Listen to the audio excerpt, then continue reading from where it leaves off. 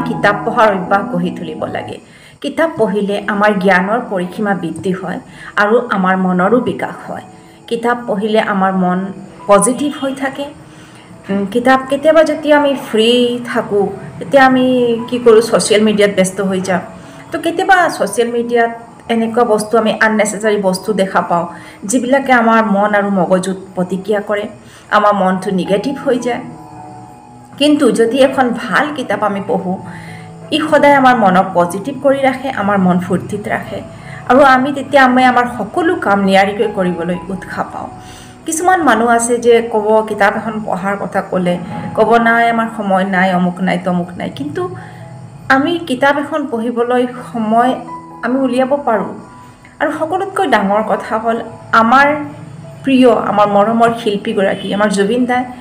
জুবিন দাৰ জানো সময় আছিল কিমান ব্যস্ত যিজন মানুহ সেই মানুহজনে 10,000 কিতাপ পঢ়িছে গতিকে আমি কিয় নোৱাৰিম আমিও সকলোৱে কিতাপ পঢ়াৰ অভ্যাসটো গঢ়ি তুলিব লাগে মই নিজে কিতাপ পঢ়োঁ কিতাপে আমাৰ মনটো ফূৰ্তিত ৰাখে মনক আনন্দ দিয়ে আমাৰ লগতে জ্ঞানৰ পৰিসীমা বৃদ্ধি হয় আমাৰ বিভিন্ন ধৰণৰ জ্ঞান হয় গতিকে কিতাপ পঢ়াৰ অভ্যাস সকলোৱে গঢ়ি তুলিব লাগে এইটো এটা ভাল অভ্যাস আৰু সকলো সৰু সৰু ল'ৰা ছোৱালীবিলাককো সৰু কালৰে পৰাই কিতাপ পঢ়াৰ অভ্যাস